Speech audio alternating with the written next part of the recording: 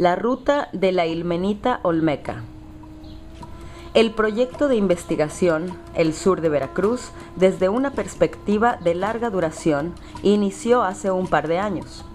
Surgió del interés por conocer las formas y los medios que los pobladores del Sotavento han utilizado para comunicarse con sus vecinos y con sitios distantes en el transcurso de su historia. Hasta la conquista, esto es, antes de la introducción de la rueda y de animales de tiro, el hombre estaba reducido a su propia tracción para transportar productos, ideas o armas. Pero en las tierras bajas inundables del Golfo, la laboriosidad y resistencia de los pobladores tuvo además el concurso de una amplia e intrincada hidrografía, la cual supieron aprovechar a plenitud para establecer sorprendentes lazos e interrelaciones con los diferentes grupos y regiones de la antigua Mesoamérica. En un ensayo anterior, presentamos las rutas de aprovisionamiento de basalto volcánico, que en cantidades masivas se requirieron para la edificación arquitectónica y ceremonial de los majestuosos centros de San Lorenzo y La Venta. Ahora nos centramos en describir y divulgar la ruta de aprovisionamiento de un material muy diferente, pero altamente apreciado y requerido por los olmecas, la ilmenita.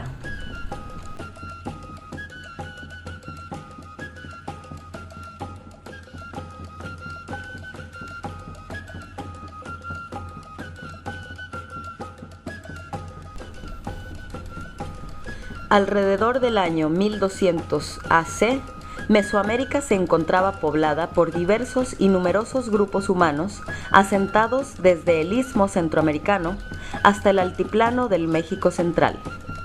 Estos grupos, con diferentes grados de desarrollo y complejidad social, se encontraban, sin embargo, vinculados por complejas redes de relaciones, de intercambios materiales y culturales.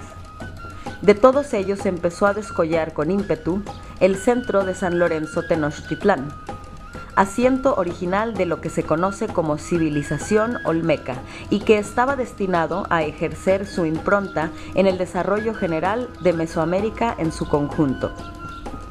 El desarrollo que los olmecas de San Lorenzo alcanzaron fue de tal magnitud que aún ahora, después de medio siglo de minuciosas investigaciones de un amplio grupo de especialistas, no solo continúa deslumbrando por sus portentosas obras, sino que también nos presenta una gran cantidad de interrogantes y claves interpretativas que se encuentran lejos de ser resueltas.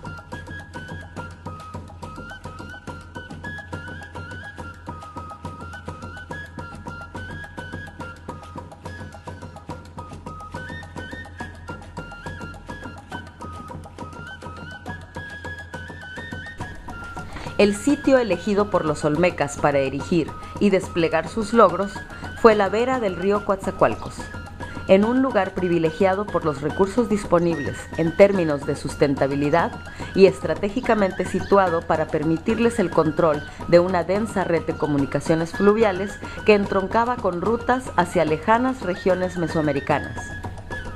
La sociedad que construyeron en el transcurso de los siguientes 500 años se caracterizó, entre otras cosas, por la generación de un cuantioso excedente, por la creación de un complejo sistema ideológico, por la realización de imponentes obras de carácter público-religioso, por la asombrosa capacidad para abastecerse de una gran cantidad de materiales exógenos y por la influencia que ejercieron en todas las sociedades que les fueron contemporáneas, a pesar de la distancia que les separaba.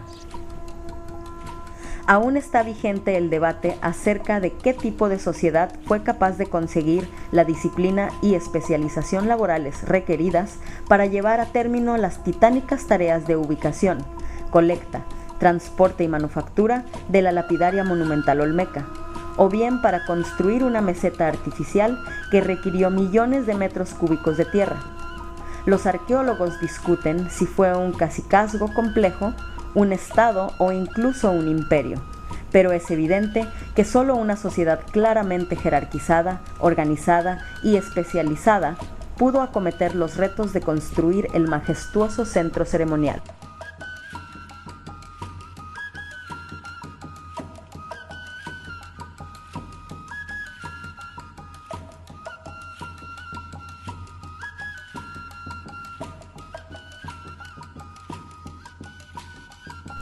Entre la variedad de materiales exógenos que los olmecas de San Lorenzo requirieron, se encuentra la ilmenita. A diferencia de insumos como la obsidiana, el jade o el basalto, la interrogante acerca de este peculiar producto es la que se refiere a la función que se le asignó, a su uso. El problema de explicar su traslado a gran distancia no se presenta debido a que pudo transportarse a la medida de la carga humana. Lo difícil de entender es cuál fue su utilización y el porqué de la predilección que los olmecas tuvieron por él, al grado de buscarlo y conseguirlo a centenas de kilómetros del centro rector. La ilmenita es uno de los varios materiales que se encuentran en los yacimientos de mineral de hierro. En específico es titanato de hierro. Su nombre deriva de las montañas Ilme, en Rusia, en donde se han encontrado grandes yacimientos. Es un mineral que se encuentra en las rocas metamórficas y en las rocas básicas ígneas. Su color va del negro al gris oscuro. Se presenta en forma de cristales, normalmente tabulares, delgados y romboédricos. La mayoría de la ilmenita aparece recubierta de sedimentos, por ejemplo, arena. En las playas suelen encontrarse partículas muy pequeñas de este material, que posee propiedades débilmente magnéticas. Este mineral se encuentra frecuentemente asociado a otros con composición similar, pero con muy diferentes características, como la magnetita y la hematita.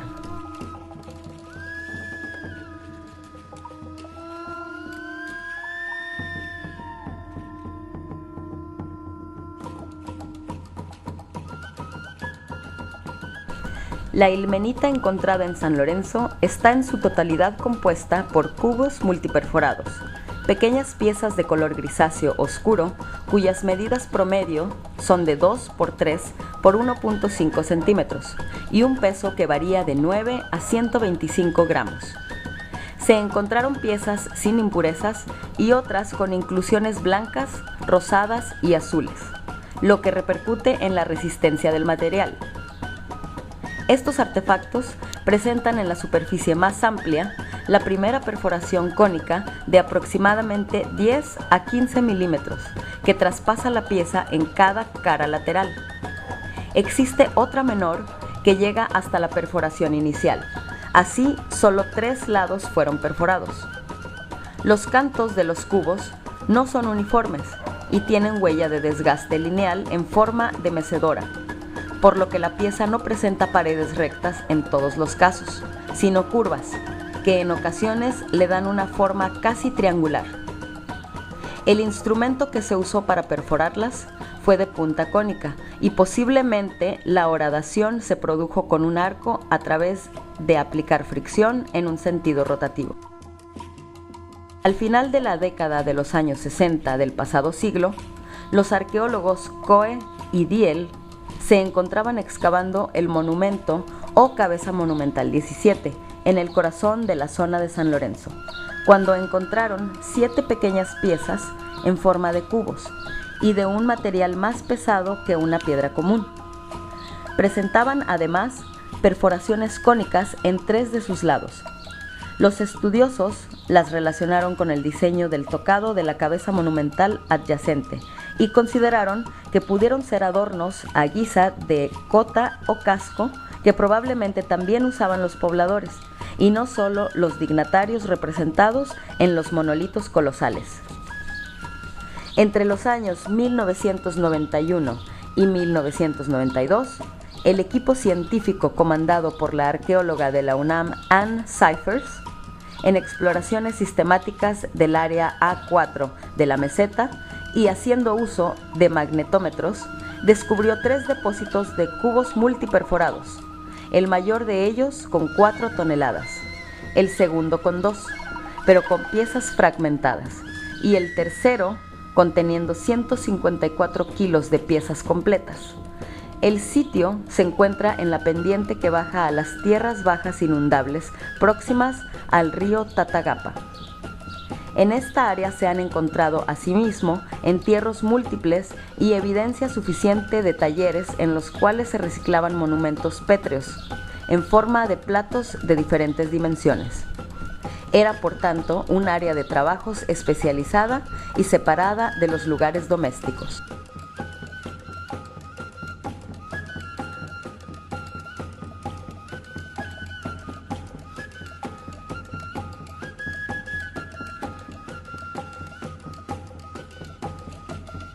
También se descubrió otro depósito en la vecina Loma del Zapote, centro secundario que ha sido asociado a un nodo de transporte fluvial, embarcadero y puerta de entrada a la meseta. Loma del Zapote es en realidad un conjunto de colinas que se extiende desde la meseta y que ha sido escenario de hallazgos significativos, en especial los denominados gemelos y los jaguares delicadamente esculpidos encontrados en la elevación de la Susul. Entre los especialistas hay consenso de que esta zona, además de tener una fuerte actividad fluvial, fue asiento de talleres especializados en la manufactura de insumos de importación. Estos descubrimientos de cubos multiperforados, a pesar de haber llamado la atención de los especialistas, no condujeron a una cabal explicación de su presencia. Diversas investigaciones han encontrado cubos similares en vestigios domésticos en la zona cercana a San Lorenzo, en el sitio de las Limas, en las estribaciones de la Sierra de los Tuxtla e incluso en Tres Zapotes, pero aislados y en muy pequeñas cantidades. Hay también una colección particular en Coatzacoalcos de 300 piezas y de origen indeterminado. Lo novedoso e inexplicable es haberlos encontrado en grandes cantidades y concentrados en fosas específicas. Al iniciar el año 2015, se produjo un nuevo hallazgo en las inmediaciones de Loma del Zapote. Llegó a oídos de funcionarios del Instituto Nacional de Antropología e Historia que un pastor religioso tenía en su poder materiales arqueológicos. Al ser requerido para entregarlos a la custodia correspondiente, el religioso proporcionó la siguiente versión. Hace 2 décadas, mientras construía los cimientos de su templo, encontró un depósito de cubos de ilmenita. Optó por extraerlos del lugar para continuar la construcción y volverlos a enterrar en lo que hoy es el huerto de su vivienda. Al paso del tiempo, entre los vecinos, corrió la voz de que ese enterramiento jalaba el rayo, es decir, que producía en ocasiones fenómenos de carácter electromagnético, por lo que se divulgó su existencia.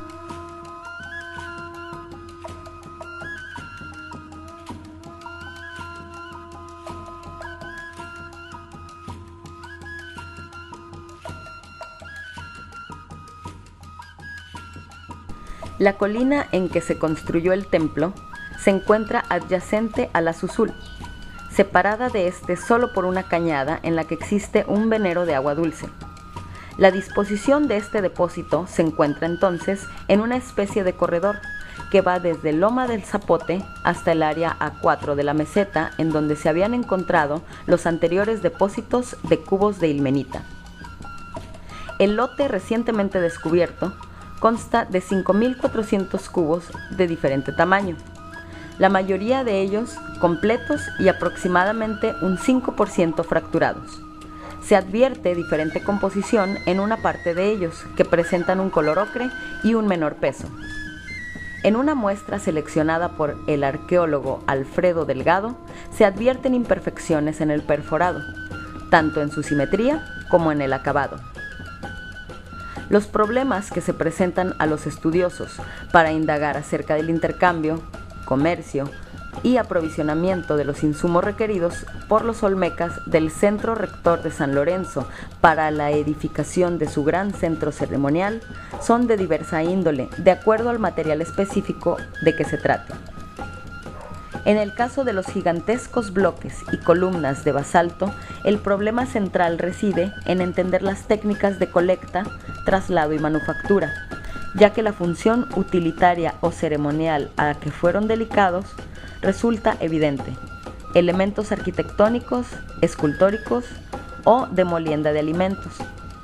Las importaciones de obsidiana de muy diversas fuentes, desde Guatemala, el Pico de Orizaba o los valles hidalguenses, nos remite a entender la predilección por cada una de las diversas clases de obsidiana, ya que su utilización como instrumentos de raspado, corte, punción e incisión fue la misma que en el resto de las culturas mesoamericanas en las que la obsidiana es omnipresente.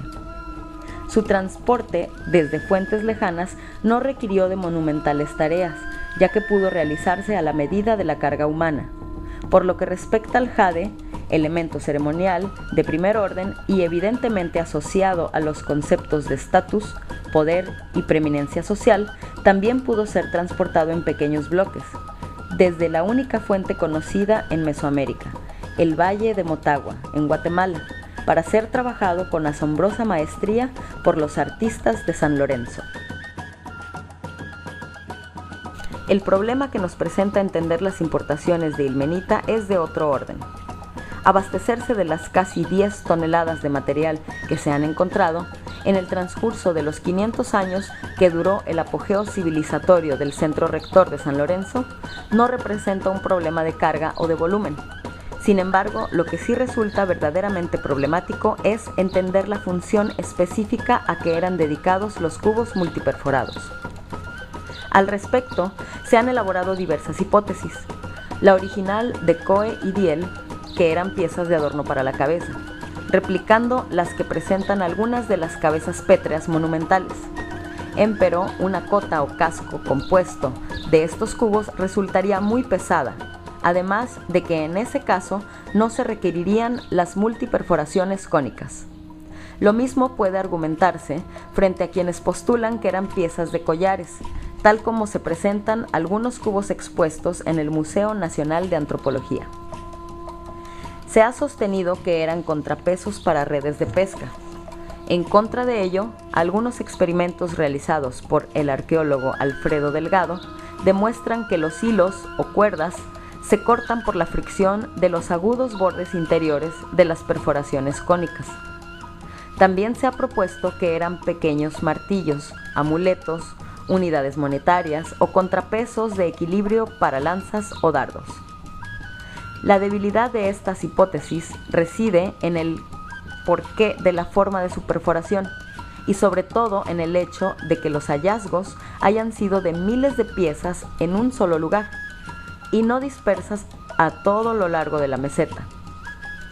La arqueóloga Ana Di Castro sostiene que eran utilizados para producir fuego por fricción, pero la misma interrogante permanece: ¿por qué concentrarían tales artefactos en depósitos masivos? Un musicólogo plantea que eran aerófonos o silbatos intrabucales utilizados en ceremonias especiales, pero la incógnita de su concentración en miles de piezas persiste, además de que para la fabricación de silbatos se pudieron haber utilizado otros materiales, tales como barro, hueso o piedras areniscas de carácter local. Algunos son de dimensiones que difícilmente pueden caber en la cavidad bucal. Es tal la perplejidad que en los académicos produce la presencia de miles de cubos de ilmenita en los depósitos de San Lorenzo, que incluso los especialistas evaden la explicación de su uso específico, o bien se refieren a él de manera por demás breve. Ann Cyphers sostiene que sus hallazgos son densas concentraciones donde se tiraron los artefactos ya gastados, posiblemente tiraderos donde se amontonaban en pozos los implementos de ilmenita descartados, lo que es debatible ya que los artefactos fracturados, tal vez por el uso, se encontraron en una fosa menor que los hallados completos. También afirma que estos se usaban como parte de taladros, posiblemente de arco, sumamente eficientes. Si los arqueólogos no pueden descifrar el uso de los multicitados cubos, los integrantes de este proyecto tampoco podemos echarnos esa tarea a cuesta. En el trabajo sobre las rutas del basalto, no entramos en la discusión de las no resueltas interrogantes acerca de las tecnologías para su traslado y manufactura. En este ensayo dejaremos abierto el tema de la función y uso de las piezas de ilmenita para centrarnos en su fuente de procedencia y en las rutas que ese material siguió para arribar a la meseta de San Lorenzo. Alrededor del 1200 AC, el núcleo civilizatorio de San Lorenzo descollaba ya a plenitud como el centro con el mayor desarrollo de sus contemporáneos y había establecido avenidas y senderos hacia todos los confines de Mesoamérica, lo que le permitió acrecentar no solo su comercio, sino también consolidar sus influencias culturales. Hacia el norte, en los confines de su complejo fluvial, había establecido sólidas rutas de comunicación que cruzaban la Sierra Madre hacia la Mixteca y el Valle Central de Oaxaca, o bien trepaban hacia el Altiplano Central, asegurando el abasto de obsidiana de diversas clases y otros productos que requerían con avidez. Sin embargo, resalta la intensidad y permanencia de sus interrelaciones hacia lo que hoy es Chiapas, territorio que durante más de medio milenio se convirtió en el más vinculado al desarrollo del centro olmeca rector. En palabras de Gareth Lowe, los olmecas nucleares de las épocas temprana y media tenían en Chiapas sus mejores y abundantes fuentes adicionales de cacao, maíz, algodón, textiles, frutas, calabazas, jícaras, pescado seco, camarones, plumas preciosas, algunos minerales y pigmentos, inciensos, ámbar, otras materias primas y quizá esposas, esclavos y guerreros. A ello habría que añadir el tránsito de productos como el jade y la obsidiana guatemaltecos. Pero la comunicación entre Chiapas y la costa del Golfo dio inicio varios siglos antes, en los tiempos preolmecas, fase en la que los grupos mocayas de la costa chiapaneca ejercieron notable influencia en los grupos que luego evolucionaron al desarrollo civilizatorio de los olmecas de San Lorenzo. Las vías de comunicación han sido siempre de doble sentido y de acuerdo a los tiempos del desarrollo desigual de las sociedades, el énfasis o hegemonía de los intercambios cambia entre emisores y receptores. Para los inicios del formativo temprano, San Lorenzo impuso los ritmos y formas de la interrelación. De acuerdo a las evidencias aportadas por un nutrido grupo de arqueólogos como Clark, Lee, Lowe, Navarrete, Agrinier y otros, es posible reconstruir la secuela e itinerarios de la influencia económica, política y cultural que los olmecas ejercieron sobre buena parte del territorio chiapaneco. El estudio de los asentamientos, monumentos y en especial la comparación de los tipos cerámicos proporcionan evidencias del pleno dominio olmeca en el formativo temprano y medio y una gradual disminución de él, con surgimiento de autonomías locales y estilos propios alrededor del formativo tardío. Los estudiosos han ubicado y estudiado por lo menos 23 asentamientos en Chiapas de diferente magnitud e importancia estratégica.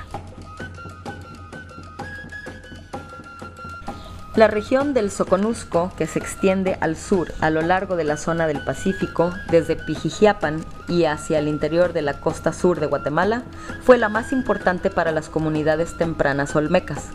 La ciudad arqueológica de Izapa, localizada en el pie de monte del Soconusco, en las faldas del Monte Tacaná, fue el más importante centro regional olmeca, en la costa. Además de contar con llanuras aluviales bien arraigadas, lagunas y ricos recursos en los estuarios, el Soconusco cuenta también con exuberantes zonas en las laderas de las montañas. Las estribaciones de la Sierra Madre tienen uno de los regímenes de lluvias más altos de México y Centroamérica, y siempre han sido particularmente productoras de cacao, históricamente su principal producto de comercio. La importancia del sector de Mazatán en la costa baja del Soconusco fue primordial para la expansión y control de olmecas.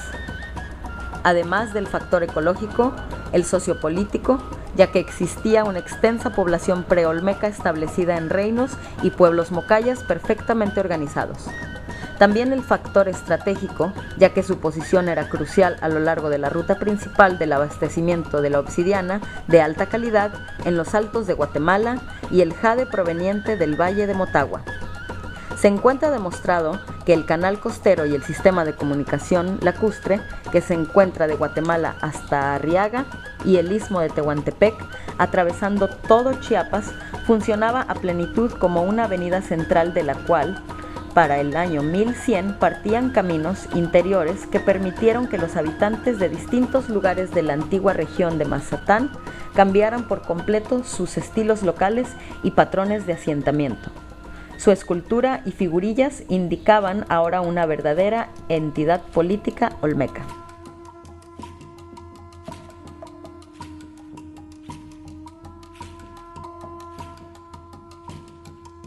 En la actualidad se debate intensamente en torno a las características que tuvo la influencia olmeca en las regiones aledañas. Las posiciones pueden reducirse a tres: emulación, migración y sumisión.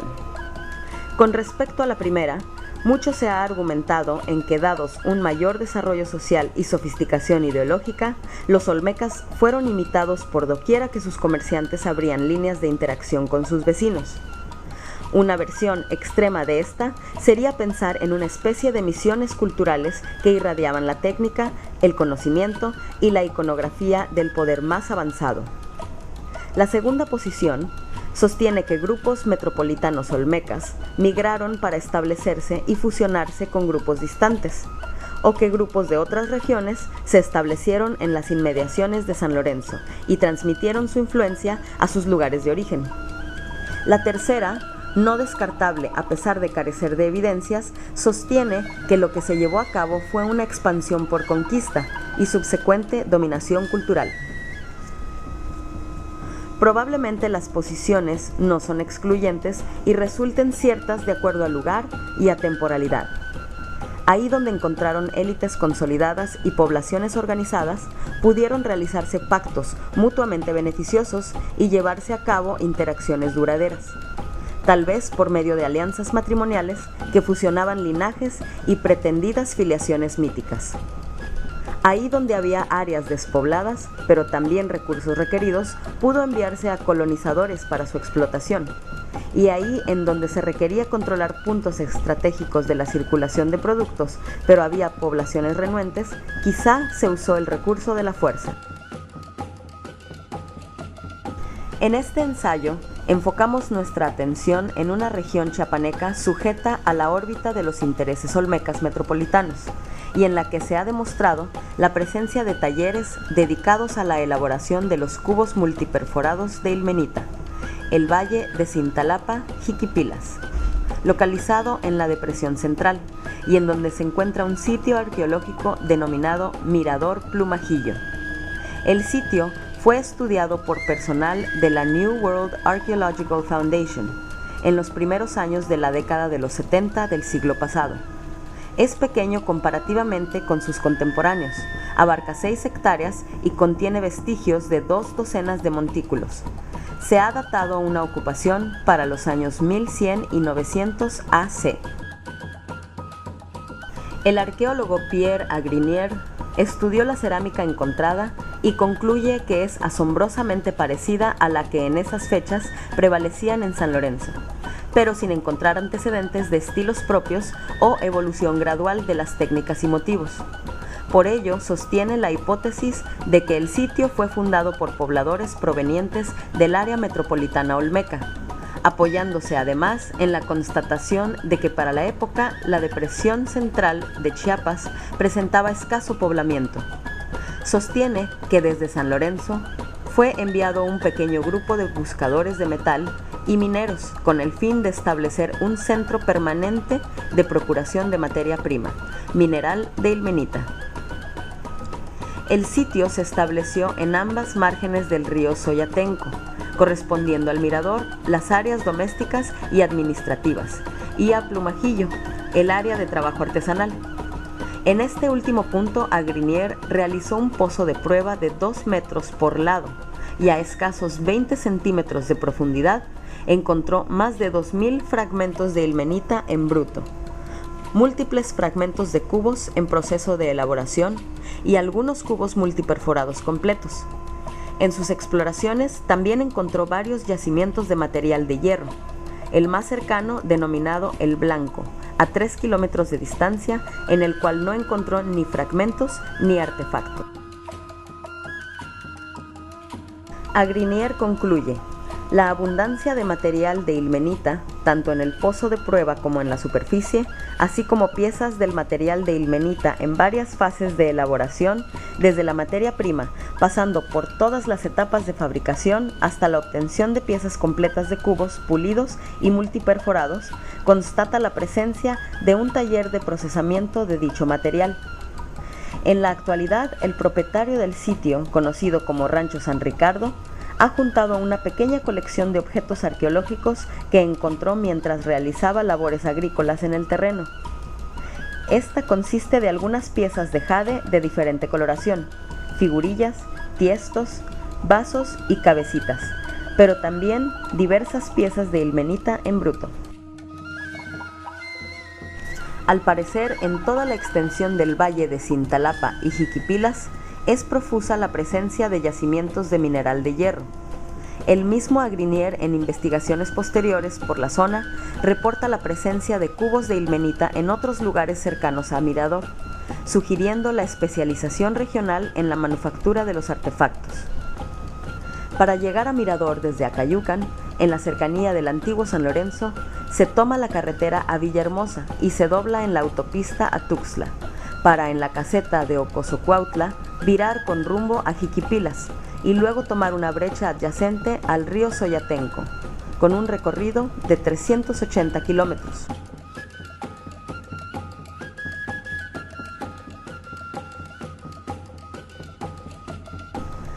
Pero ¿cuáles eran las rutas de la antigüedad que permitieron que la ilmenita obtenida y procesada en este sitio llegara al centro metropolitano olmeca?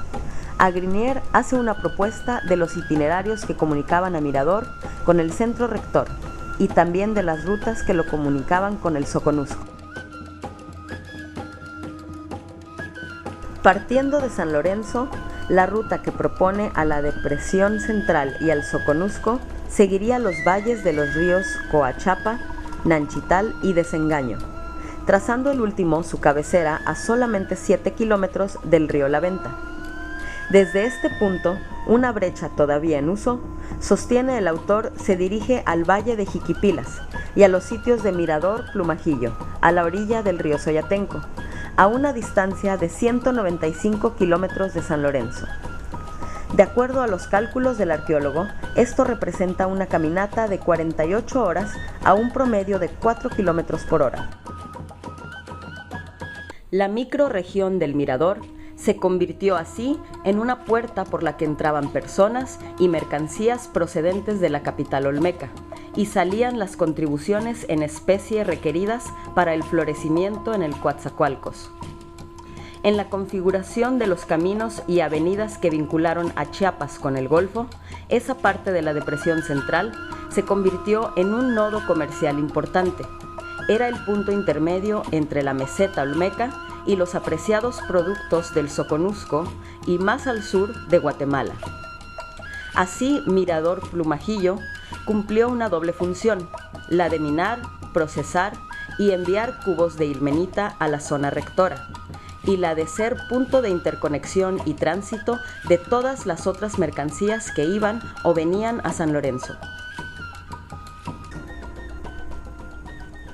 En dirección a la costa, cruzando la difícil Sierra Madre de Chiapas, se accedía a Tzuzuculi, hoy ciudad de Tonalá, punto de interconexión con ruta costera que desde tiempos anteriores a los olmecas funcionaba comunicando al istmo de Tehuantepec con las lejanas costas de Centroamérica. El embarcadero de Tzuzuculi fue Cabeza de Toro, y ahí se realizaba el transbordo por canoa de mercancías provenientes o destinadas al Soconusco. Al decir de Navarrete, la ruta de comunicación costeña atravesaba canales tanto artificiales, desmontando las ciénegas, como naturales, por los estuarios, lagos, desembocaduras al mar y entradas de ríos que descienden de la Sierra Madre de Chiapas y desembocan al Océano Pacífico. El mismo arqueólogo calcula que en un viaje en combinación terrestre y acuática, desde Cabeza de Toro a la zona del Soconusco, podía durar entre 10 y 12 días.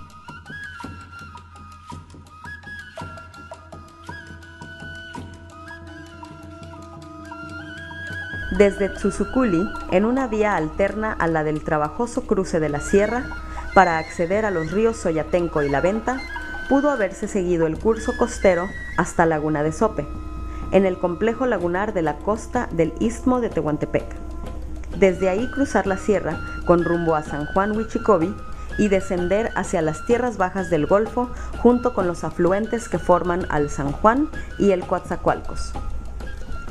Hubo además otras rutas tierra adentro que comunicaban al Soconusco con la microrregión de Mirador Plumajillo, desde la zona de Mazatán con rumbo a La Unión, Motocintla y Acalá para llegar a Chiapa de Corzo, Piedra Parada y Miramar. También desde Simojovel y Pichucalco para llegar a San Isidro, punto localizado ya a la vera del río La Venta y muy cercano a Mirador y Miramar. A lo largo de estas rutas se desarrollaron pequeñas y grandes comunidades, tanto para la subsistencia local como para la atención de los viajeros. Probablemente también se establecieron lugares sagrados en los caminos más transitados.